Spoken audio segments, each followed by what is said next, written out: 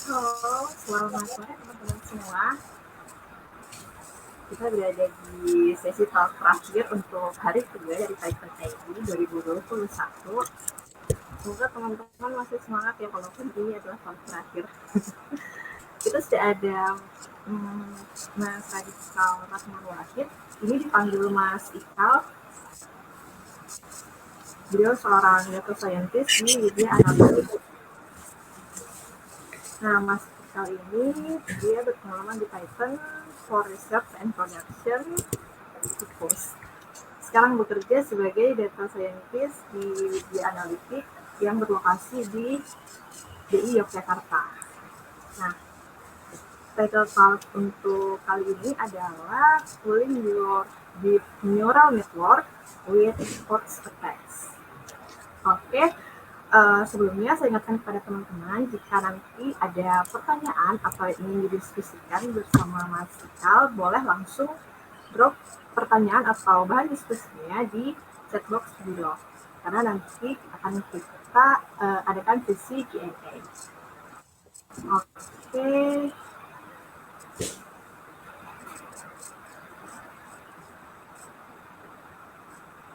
Kita mulai saja kepada Mas Ikal untuk mulai kampanye. Oke, baik, terima kasih. Ini sudah terlihat sama sudah terdengar ya?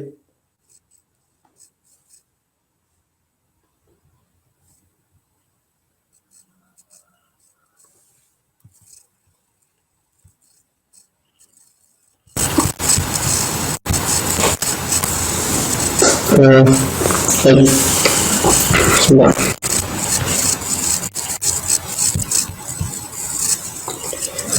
Baik semuanya. Bismillahirrahmanirrahim. Assalamualaikum warahmatullahi wabarakatuh. Terima kasih telah menyempatkan waktunya untuk di sesi saya. Nah, kali ini sampai beberapa puluh menit ke depan saya akan membahas mengenai fooling your deep neural networks with torch attacks. Baik. Oke. Baik. Yaitu di mana artinya adalah gimana caranya kita dapat membodohi dalam tanda kutip deep neural network kita pakai torch attack. Oke. Ya, saya jadi kenalan dulu ya. Jadi saya itu lulusan informatika dari UPN Veteran Jawa Timur. Saat ini saya kerja di Media Analytics. Kemudian kadang-kadang saya juga bantu-bantu di Data Science Indonesia Region Jawa Timur. Nah, sebelumnya saya pernah presentasi juga di Gemini Summit tahun 2019, Python AD 2019, waktu itu di Universitas Jepara Surabaya, kemudian Python Conference Asia Pasifik tahun 2020 sama Python Conference Asia Selatan, Afrika Selatan tahun 2021. Oke. Nah, bahasan kita yang kali ini itu yang pertama ada ancaman awal terhadap machine atau deep learning model. Yang kedua, overview about adversarial machine learning. Kemudian torch attacks for adversarial attack with PyTorch. And then how we use it for writing a research paper. Jadi itu saya gunakan buat ngerjakan bikin riset ya, riset paper internasional. Kemudian yang terakhir, bukan yang terakhir, yang kelima ada live demo. Bagaimana cara kita menggunakan torch attack untuk melakukan adversarial attack. Dan yang terakhir ada kesimpulan dan further improvement as well. Oke, nah jadi yang pertama itu ada ini. Ini adalah ancaman awal ya dari untuk machine atau deep learning model.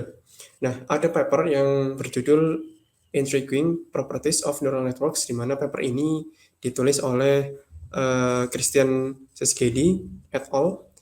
Nah, ini itu dirilis kalau nggak salah awal tahun 2014 ya. Mereka menyimpulkan bahwa ini ada tulisan yang saya blog di paragraf yang ketiga, yaitu mereka menyatakan bahwa kita dapat menyebabkan jaringan, maksudnya adalah jaringan server tier 1 itu salah dalam klasifikasi dengan menerapkan gangguan atau noise yang susah untuk dilihat bagi mata manusia ya. Jadi noise-nya itu tak kasat mata gitu. itu ternyata dengan noisy kecil saja itu sudah bisa menyebabkan deep learning model atau machine learning model itu salah mengklasifikasi. Contohnya yang ada di paper adalah seperti ini. Nah, dalam ini di sini itu ada dua gambar ya, yaitu A dan B. Di mana misalkan kita ambil contoh yang B. Yang B itu kan ada tiga kolom ya, di mana kolom pertama itu sebenarnya data normal, kemudian kolom yang kedua itu adalah gangguan, yaitu noise yang nantinya itu akan ditaruh pada gambar normal tadi. Kemudian yang gambar di paling kolom ke kanan sendiri itu adalah gambar yang noise, itu yang ada noise-nya atau perturbed image, yaitu ada gangguannya. Nah, di sini tertulis kalau misalkan semua image yang berada di kolom kanan itu terprediksi sebagai ostrich, struito, dan camelus, di mana ostrich itu adalah burung unta. Jadi yang pojok kanan atas, yang B itu burung unta, kemudian yang tengah-tengah itu strutio, di mana itu bukan terjemahan bahasa Inggris dari belalang sembah ya. Dan yang terakhir kan itu ada anjing, di mana anjing itu dia terprediksi sebagai camelus. Nah itu kan harusnya dog, teman ini hanya karena dikasih noise sedikit aja itu sudah uh, machine learning modelnya sudah salah klasifikasi itu. Ini untuk kasus yang multi-level classification. Nah, kalau misalkan dia ada binary classification, misalkan mobil. Nah, ini di sini itu misalkan ini juga pernah dicoba di Quark.net, maaf, Quark.net. Nah, itu ada dua gambar juga, ada dua sampel gambar, di mana yang A, misalkan kita taruh yang A ya, di mana A pada kolom pertama, itu yang sebelah kiri, itu adalah gambar original. Kemudian kolom yang di tengah-tengah, yaitu adalah gambar yang dikasih noise, sedangkan noise-nya adalah yang di paling kanan kolom. Yaitu titik, itu gambar buram seperti ini ya, ini hitam. Kemudian dia ditambahkan ke gambar yang paling kiri, ya jadinya ada gambar yang di tengah. Nah, mereka juga menyimpulkan bahwa image yang in the middle are image while the image in the middle are not categorized. Maksudnya jadi itu salah klasifikasi ya. Jadi seperti itu. Nah ini padahal gangguannya kalau misalkan kita lihat itu uh, ya tidak terlihat gitu kan ya sama aja. Tapi bagi deep learning model itu adalah sebuah entitas yang lain. Gitu. Nah contohnya lagi lebih jelasnya seperti ini ya. Misalkan saya punya gambar di mana gambar itu bebek ya. Kemudian bawahnya itu ada suara. Jadi selain ini dapat diterapkan data image, maka data sound atau suara atau audio itu juga bisa ditambahin noise. Jadi misalkan saya punya gambar duck bebek, kemudian saya kalikan dengan noise. Nah, nanti hasilnya adalah dia salah klasifikasi menjadi horse, kuda. Padahal kalau misalkan kita lihat data image-nya kan ini juga sama-sama bebek tuh. Namun pada kenyataannya kalau misalkan ini itu ditambahkan noise sedikit saja dia sudah salah klasifikasi sebagaimana yang di suara ini.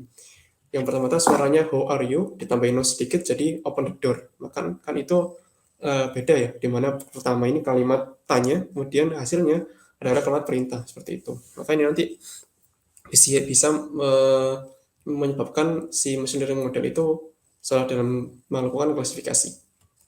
Nah, oke, selanjutnya itu adalah ancaman awal ya dari deep learning atau machine learning model. Sekarang lanjut ke overview about machine learning. Nah, untuk traditional machine learning phase adalah seperti ini ya. Ini adalah machine learning tahapan machine learning pada umumnya seperti ini. Jadi misalkan kita punya data latih, kemudian kita masukkan datanya ke dalam sebuah algoritma deep learning, kita training di sana. Kalau misalkan sudah jadi, maka kalau misalkan ada data masuk, yaitu input data, dia dapat mengklasifikasikannya secara benar. Oleh karena itu, tujuan dari traditional machine learning di sini adalah kita dapat melakukan misalkan klasifikasi dengan benar seperti itu. Nah, tapi kalau misalkan ada adversarial attack, itu nanti jadinya seperti ini. Nah, dari tahapan yang tadi, itu di sini ada data baru nih, data baru. Nah, sebenarnya data barunya ini itu sama-sama data ya, namun yang di adversarial attack phase itu data barunya ditambahi noise, sehingga menghasilkan perturbated data, yaitu data yang terganggu. Nah, kemudian ketika data ini masuk ke dalam model machine learning kita, otomatis hasilnya adalah hasil yang tidak benar atau yang salah. Ini seperti ini. Jadi kalau digambarkan itu dalam penerapannya, dalam mana? Dalam secara teknis itu data yang ini, data input datanya bisa kita anggap sebagai data test. Jadi data trainingnya itu kita latih tanpa kita kasih noise, kemudian data testnya itu yang kita kasih noise. Gitu. Apakah model kita itu mampu mengklasifikasikan data yang bernoise atau tidak, seperti itu. Nah, jadi seperti ini kurang lebihnya. Nah, oke, pertanyaannya adalah kenapa ini itu penting? Nah, ada berita yang mengatakan bahwa a tiny piece of tape tricked Teslas into speeding up 50 mph. Nah, jadi ada apa ya, kayak selotip atau bahasa Jawanya itu plester, itu bisa mengelabui Tesla, dalam artian mobil Teslanya ya, itu AI dalam mobil Teslanya itu sampai mempercepat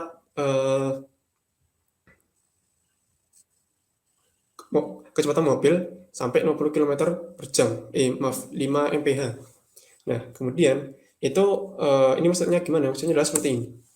Nah, eh, sebagai manusia ya, kita itu tentu mengetahui kalau speed limit ini adalah 35 gitu kan. Nah, tapi di mobil Teslanya itu tadi, itu mereka dia AI-nya melihatnya ini 85 gitu. Kenapa? Karena sebenarnya ini angka tiganya yang garis lurus di bagian sini tengah-tengahnya lengkungan 3 ini itu ditambahi selotip atau plester lah seperti itu, atau lakban. Nah, itu jadi eh, di sini yang sebenarnya 35 mph itu dilihatnya oleh si mobil Teslanya itu jadi 85 meter per hour. Oleh karena itu, eh, karena mikirnya mungkin si AI mobilnya ini, oh kan masih 85 toh, jadi saya tambahkan kecepatannya di 50 mungkin nggak masalah gitu kan. Nah, tapi ini bisa jadi masalah ketika misalkan tiba-tiba eh, di tikungan atau tiba-tiba aja ada orang nyebrang gitu kan. Kemudian si mobilnya itu salah dalam melihat rambu lalu lintas. Yang bisa diakibatkan nanti adalah bisa jadi terjadi kecelakaan. Mungkin tidak sampai mati, mungkin juga bisa mati misalkan nabraknya keras ya. Nah ini timbul pertanyaan, kalau misalkan itu emang bisa benar terjadi dan ini mungkin terjadi ya, itu nanti yang disalahkan siapa? Itu kan orang yang nyebrang, atau perusahaan Tesla, atau model AI-nya, atau si data scientist atau machine learning engineer yang buat modelnya. Nah, itu di sana nanti tentu akan memunculkan sebuah isu baru terkait kebijakan pemanfaatan kecerdasan buatan ini. Nah, kalau misalkan contoh lagi seperti ini. Nah, jadi ini kelihatan ya. Ini angka garis lurus tape-nya. Kalau angka 35 kan seperti ini. Nah, yang di sisi kiri ini tuh ditambahi kayak selotip gitu. Lakban atau plester. Nah, ini juga contoh yang di sebelah kanan. Nah, speed limit ini kan kalau kita manusia ngelihatnya 35. Nah, tapi kalau mengklasifikasi AI-nya ini confidence-nya di sini antara speed limit 45 sama 25, dia cenderung ke 45 gitu kan. Nah, kalau misalkan kita lihat ini itu adalah bisa jadi seperti ini ketika misalkan chat-nya itu mengelupas chat dari apa itu dari rambu lalu lintasnya ya. Atau misal ada yang ngegambar-gambar iseng di rambu lalu lintasnya kan itu kan juga bisa. Nah, kemudian yang di bawahnya juga ini kan speed limit 35. Tapi ini itu confidence-nya naik lebih tinggi yang 45 daripada yang 30. Jadi seperti itu. Nah, ini bisa jadi bahaya kalau misalkan ini itu diterapkan kalau misalkan ada kasus di jalan betulan ya. Tapi untungnya ya tadi tidak ada korban korban jiwa gitu kan. Nah ini nanti jadi tantangan sendiri bagi para data scientist gimana caranya dapat ngoding membuat AI yang membuat model yang tahan dari noise gitu kan, seperti itu. Nah, oke, selanjutnya adalah torch attacks for adversarial attack with PyTorch. Nah di sini torch attack itu sebetulnya dia project open source ya dari Hoki Kim. Itu keterangannya di sini yaitu a library that contains adversarial attacks to generate adversarial example and to verify the robustness of deep learning models. Ini open source, teman-teman bisa akses library-nya di sini. Kemudian di abstraknya, di paragraf yang terakhir ini, dia juga nyebut paper yang saya tunjukkan di awal tadi, yaitu mereka menemukan bahwa deep learning models itu rentan terhadap contoh gangguan terhadap gangguan ya. Contohnya seperti small noise. Jadi small noise yang tadi itu tadi itu disebut adversarial example.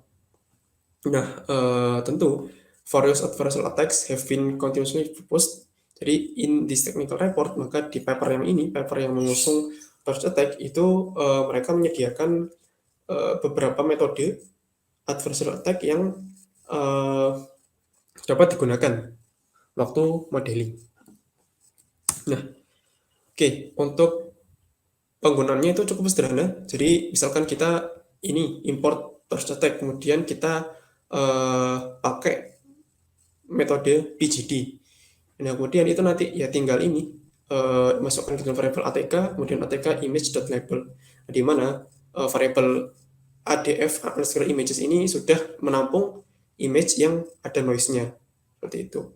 Nah, kalau misalkan kan tadi juga disediakan ini ya, tadi diterangkan bahwa di sini itu sudah disediakan berbagai macam adversarial attack method. Nah, kalau misalkan teman-teman mau bikin sendiri adversarial attack methodnya, maka bisa juga karena di sini teman-teman bisa bikin custom attack sendiri. Kemudian ada beberapa function yang bisa teman-teman gunakan dalam mencoba adversarial attack pakai torch attack seperti itu. Nah, untuk performanya jika dibandingkan dengan tools yang lain, di sini ada beberapa keunggulan dalam kecepatan sama high success rate, di mana high success rate di sini itu adalah kalau misalkan semakin kecil itu semakin bagus. Kenapa? Karena dia mampu mengurangi akurasi dari machine learning model kita seperti itu. Nah, jadi kalau di sini biasanya kan kalau kita training machine learning model itu yang dicari adalah akurasi tertinggi seperti itu biasanya ya. Nah, kalau misalkan dalam domain adversarial attack maka kita cari dengan akurasi yang terendah. Nah, seperti itu. Namun kalau misalkan teman-teman ragu, teman-teman bisa benchmark sendiri ya terkait performanya dari torch attack ini. Ini saya ambil dari repositori resminya torch attack seperti itu. Nah, kemudian di sini. Nah, ini juga ada sekitar 20 metode torch 20 metode adversarial attack yang bisa teman-teman gunakan mulai dari FGSM yaitu first gradient sign method sampai yang paling baru yaitu jitter. Ini rilis tahun 2000 ini rilis tahun 2021. Maaf, 2021. Jadi ini bisa teman-teman pakai dan gunakan. Nah, adapun untuk detail dari matematik atau rumus-rumusnya sendiri, tentu ini tidak saya jelaskan di sini karena takutnya nanti terlalu makan waktu. Jadi ini nanti lebih ke praktikalnya seperti apa, seperti itu. Nah, yang keempat adalah bagaimana kami menggunakannya untuk menulis paper internasional yang diterima. Nah, jadi ini baru kemarin ya, baru November tanggal 19, tanggal 18 itu saya presentasi paper kami yang berjudul Grasping Adversarial Attacks on Deep Convolutional Networks for Cholangiocarcinoma Classification. Nah, jadi itu saya menggunakan adversarial attack untuk menguji ketahanan model saya dalam model kami ya, dalam mengklasifikasikan gambar yang ada sel kankernya atau tidak.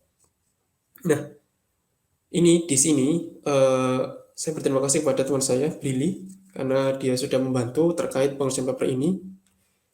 Nah, untuk di penulis pertama, beliau membantu juga dalam pengurusan prosesnya. Nah, dan di sini kami menemukan bahwa model deep learning itu yang kami gunakan yaitu ShuffleNet, ResNet, EfficientNet, sama MobileNet itu kurang mampu ya menangani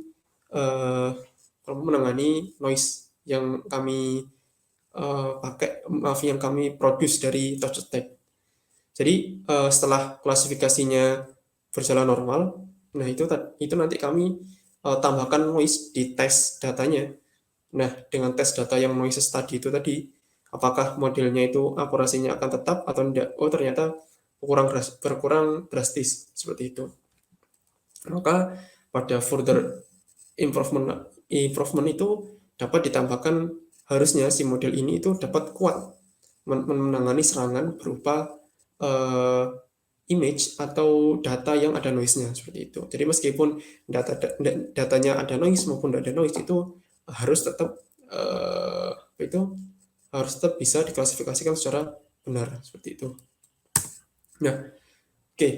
Yang selanjutnya adalah kenapa kita memilihnya. Jadi yang pertama, kami termasuk orang yang baru ya dalam adversarial attack, jadi belum banyak pengalaman dalam pemanfaatan itu sendiri. Kemudian kemudian kami suka PyTorch karena teman saya yaitu Billy itu tidak mau pakai TensorFlow gitu kan. Jadi sudah, daripada ribut kita pakai PyTorch saja. Nah, kemudian kita pakai Torch Attack karena waktu itu kami tidak punya waktu buat nyoba satu-satu semua package untuk kebutuhan kami, mengingat paper itu tadi juga ada deadline-nya ya, itu di konferensi, bukan jurnal, dimana jurnal kan setahun bisa terbit lebih dari sekali. Kalau misalkan konferensi itu bisa terbitnya hanya setahun sekali seperti itu bisa. Nah, selanjutnya ini juga mudah diintegrasikan dan mudah dipakai. Jadi kami tidak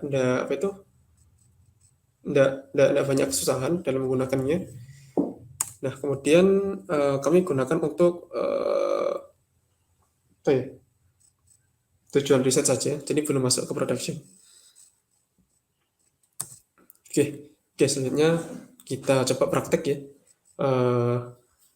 Dari ini ada yang adversarial attack, dia pakai torch attack. Oke, sebentar. Oke, connect.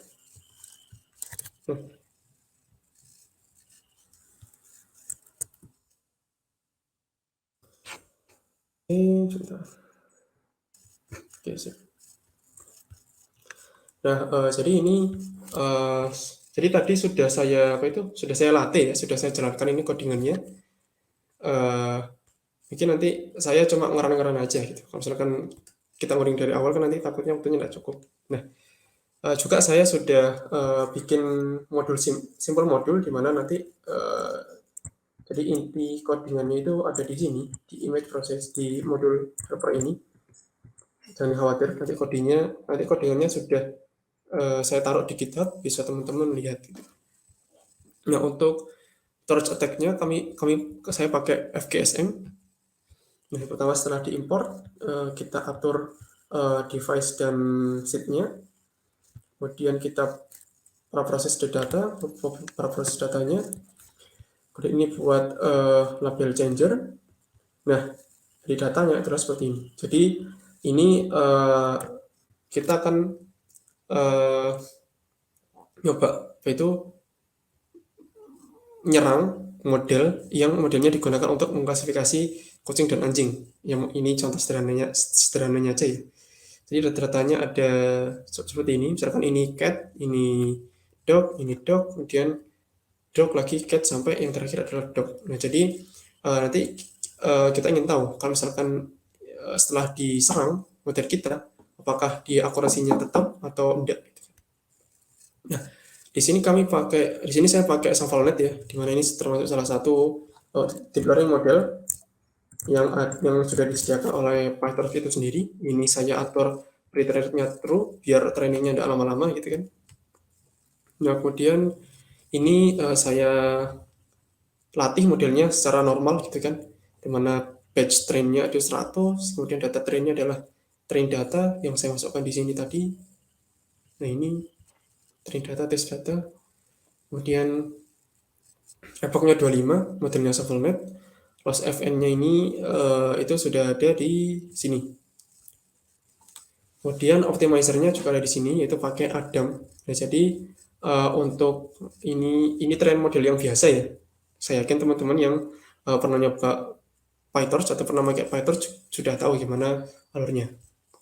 Jadi seperti ini. Untuk hasil akhirnya, evaluasinya itu ini kita coba yang sederhana aja ya. Jadi misalkan ini yang tadi itu evaluasinya adalah akurasinya 0,86%, di mana precision, recall, dan event score-nya itu di atas 83%. Dan ini alhamdulillah cukup baik untuk data yang normal. Nah, selanjutnya kita akan mengecek nih, apakah mengecek ke apa ya, ke robust itu apa ya, kuat atau tidaknya model kita dengan memanfaatkan dengan diserang pakai FGSM itu tadi. Nah, cara menyerangnya itu seperti ini. Jadi kan ini tadi model kita sudah dilatih yang namanya ShuffleNet. Ini model kita. Ini kita masukkan sebagai parameter dari kelas FGSM. Nah, add noise itu the data-nya adalah seperti ini. Nah, ini kita sudah tambahkan noise, jadi image-nya ini adalah data yang bernoise. Kemudian image ini diubah ukurannya di sini, dimensinya. Terus dimasukkan ke dalam variable test. Nah, yang diprediksi adalah nilai yang ada di dalam variable test ini. Jadi nanti attack-nya di sini. Attack model itu proses penyerangan yaitu di sini. Nah, hasilnya, ternyata hasilnya adalah akurasinya jadi turun, jadi 0,17%. Jadi model yang saya buat tadi itu sukses dalam terkena penyerangan ya. Jadi tidak kuat-kuat banget gitu loh menangani data yang bernoise itu kan. Dari awalnya yang 0,86%, dia mampu mengklasifikasikan sebanyak 86% data benar. Kemudian setelah di attack, diserang pakai data tes yang bernoise, yaitu ini tes data kan, tes data yang bernoise itu ternyata akurasinya turun banget, jadi 0,17%. Nah ini membuktikan bahwa model yang kita latih tadi itu tidak robust gitu kan. Nah, ini seperti itu. Nah, selanjutnya itu sebetulnya ada caranya agar model kita itu dapat robust, dapat apa itu tetap bertahan meskipun kena serangan dari data yang bernoise gitu kan. Itu caranya bisa pakai adversarial training di sini. Maaf di sini. Jadi ini ada adversarial training. Nah, bedanya gimana Mas yang di atas? Nah, bedanya kalau misalkan di atas tadi ada model training di sini ya. Ini sebenarnya sama aja, cuman yang membedakan di sini adalah saya tambahkan parameter adversarial method FGSM. Nah, untuk codingannya gimana Mas? Kan ini dalam function yang terbungkus tuh. Nah, itu untuk codingannya kurang lebih seperti ini. Nah, ini ya teman-teman. Yang sisi kiri ini adalah adversarial training, yang sisi kanan adalah model training.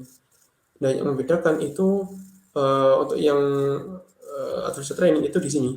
Jadi kan ini ada inisialisasi device, ini GPO atau CPU. Kemudian di sini langsung masuk ke pelatihan. Jadi langsung masuk ke iterasi epoch itu tadi. Yang kemudian kalau di sini di adversarial training itu ada ini dulu. Ini inisialisasi adversarial method. Nah, tadi kan kita pakai FGSM tuh. Nah, FGSM di sini sebagai parameter dan modelnya itu tadi adalah sebagai parameter juga. Maka nanti dimasukkan di sini. Di sini. Kemudian oke sudah, kemudian kita baru masuk ke iterasinya, iterasi pelatihan. Nah, Membedakan juga ini itu ada di sini. Sebentar, ini saya turunkan dulu ya.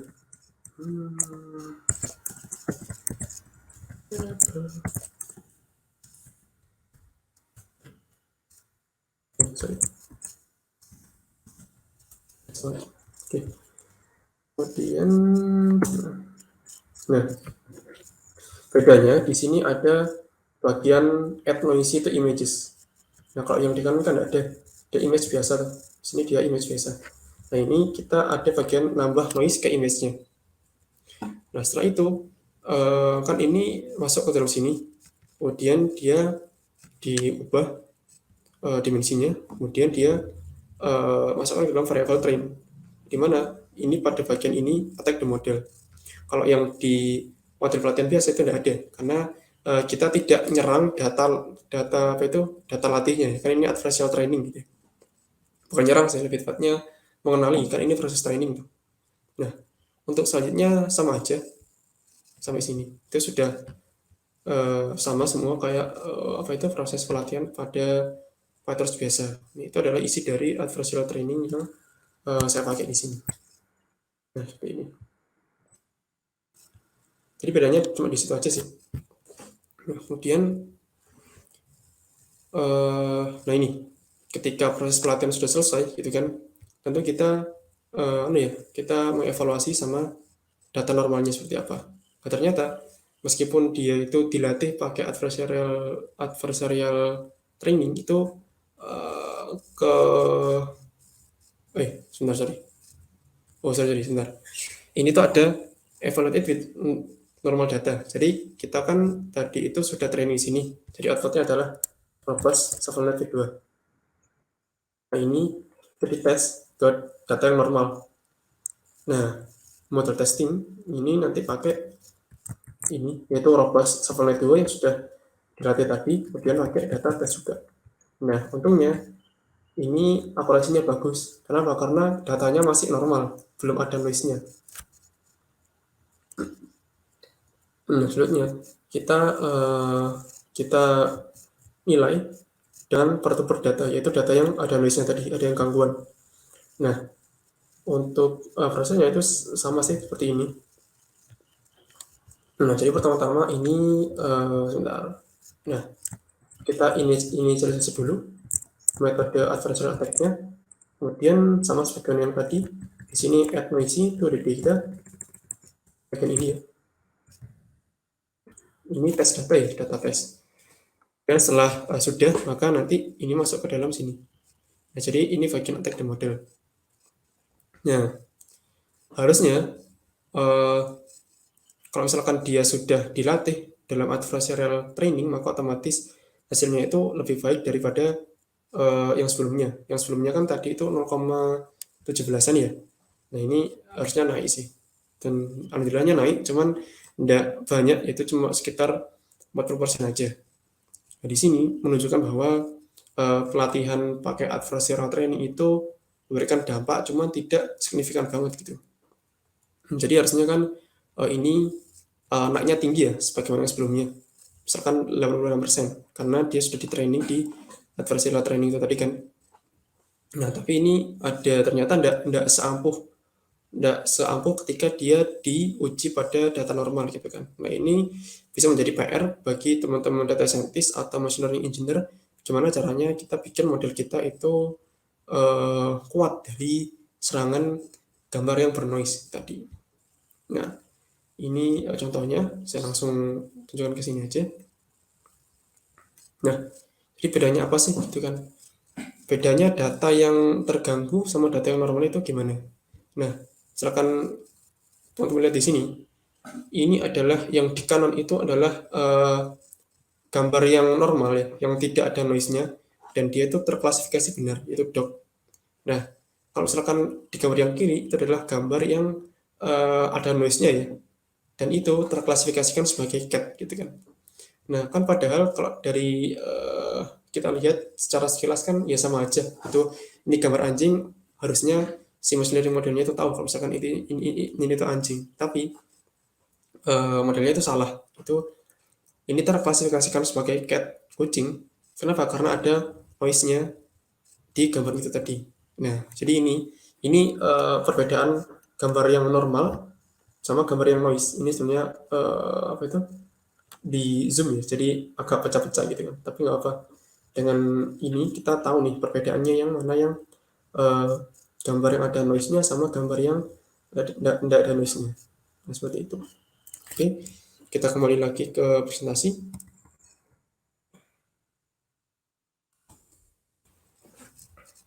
Oke, nah jadi codingannya tadi itu bisa dilihat di GitHub saya, yaitu github.com/16/python id 2021.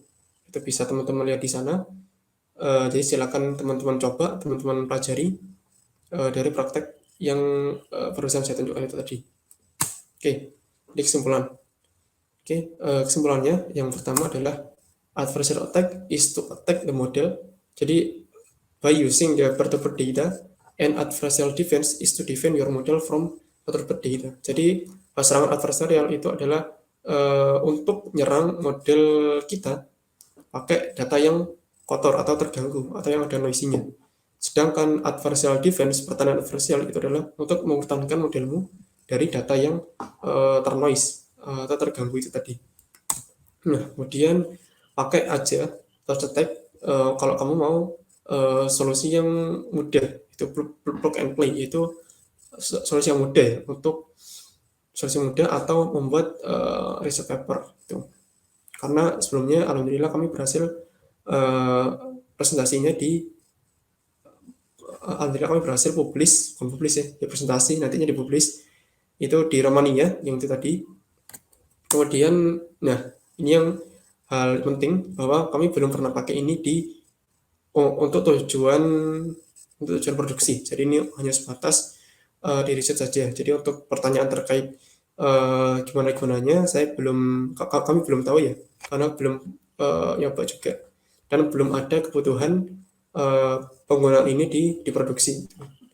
Nah, kemudian selama ini berada di dalam modelnya PyTorch, maka ini tentunya bisa diintegrasikan dengan layanan PyTorch yang lain gitu kan.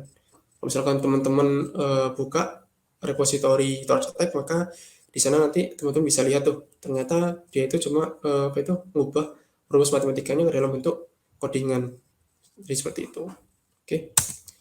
Nah, ini juga ada tools yang lain ya. Jadi selain TorchAttack, teman-teman bisa pakai tools lain, misalkan dari IBM itu ada adversarial robustness toolbox, itu tersedia untuk TensorFlow, Keras, dan Python juga. Kemudian ada Fullbox, ini juga support TensorFlow sama PyTorch, dan setahu saya juga support JAX juga, cuman masih belum saya coba. Kemudian ada yang dari TensorFlow, ada Cleverhance, ada Advertorch buat PyTorch juga, dan kemudian ada di Probus dan AutoAttack.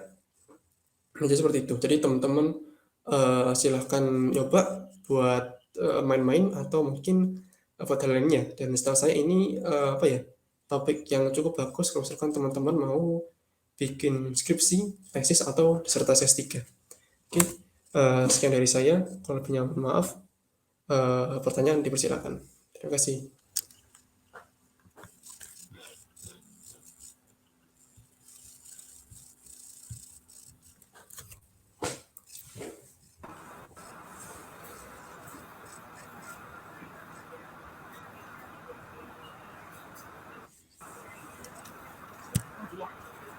Terima kasih atas sharingnya Mas Fikal. Tapi teman-teman belum ada yang bertanya. Boleh mungkin di share tadi menggunakan PyTorch ya, nggak pakai TensorFlow ya, karena temennya nggak mau pakai TensorFlow ya. Iya, iya. Itu subjektif sekali sih Mbak. Jadi kami tidak melihat teknisnya, itu subjektif sekali. Oke. Oh iya, tadi udah ini ada ininya nggak mungkin media sosial atau apa gitu yang bisa biar teman-teman siapa tahu mau belajar bareng atau berkontribusi bareng. untuk sosmednya di LinkedIn ada, di GitHub ada, di sini aja ya, saya share sebentar. Boleh, boleh.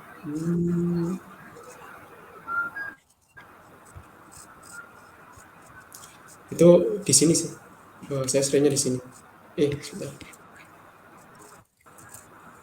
Ya, ada GitHub sama LinkedIn sama Telegram. Itu username-nya sama semua, yaitu Rohit 16. Itu. Nah ya, teman-teman mungkin bisa ini dulu ya, bisa lihat dulu ya. Sebelum ada, saya bacakan pertanyaan aja ya langsung, karena pertanyaannya panjang banget. Oke, mungkin teman-teman udah ini ya, udah lihat medsosnya. Kita beralih dulu Mas ke pertanyaan, mungkin bisa dilihat juga di Discord. Ini pertanyaan lumayan panjang. Dari Mas Bayu Andrianto, pada deep learning kita melakukan ekstraksi feature untuk kenalan model.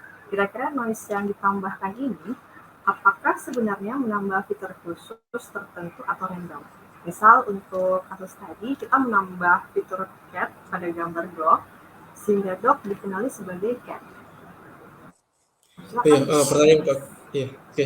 Terima kasih untuk pertanyaan bagus Mas Bayu. Nah, jadi untuk fiturnya itu kan kita tadi ada nih ya, itu ada beberapa macam metode, misalkan FGSM, Deepful, Sparseful dan lain-lain. Nah, itu bisa ada khusus tertentu, juga bisa random. Jadi fitur khusus itu nanti mengikuti rumus yang disediakan oleh apa itu mengikuti rumus yang mengikuti rumus yang emang buat dipakai untuk bikin noise seperti itu. Kalau misalkan random sebenarnya juga bisa sih kita generate random value buat jadikan feature itu untuk sebagian noise. Jadi seperti itu.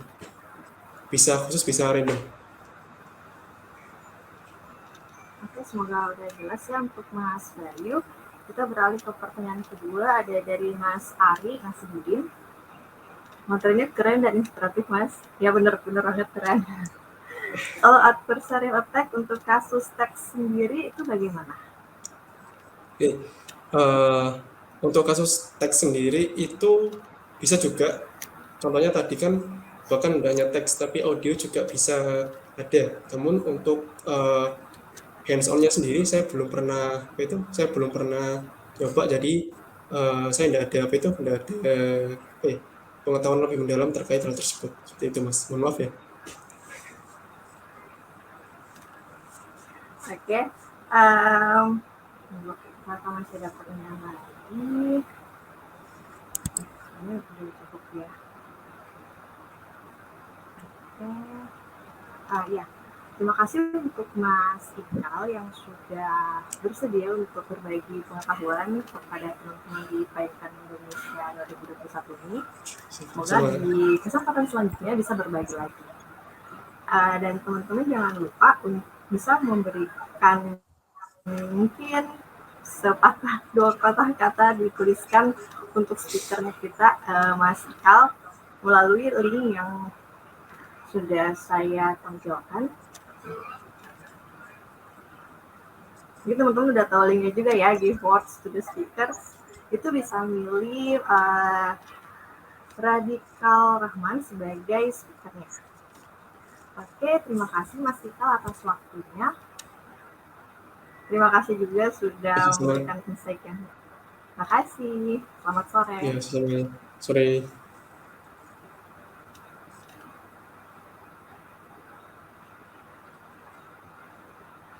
Oke teman-teman semua, itu akhir dari sesi pada hari ini dan merupakan talk terakhir juga, terutama di POD 2 ini. Terima kasih teman-teman sudah masih bersemangat untuk mengikuti Python AD 2021 ini. Nah, karena ini udah akhir, sampai berjumpa di lain waktu di Python AD 2022, mungkin entah akan daring atau kita bakal bertemu langsung. Kita lihat saja nanti ya.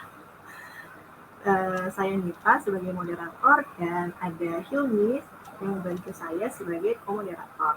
Terima kasih untuk teman-teman yang sudah nonton. Selamat sore.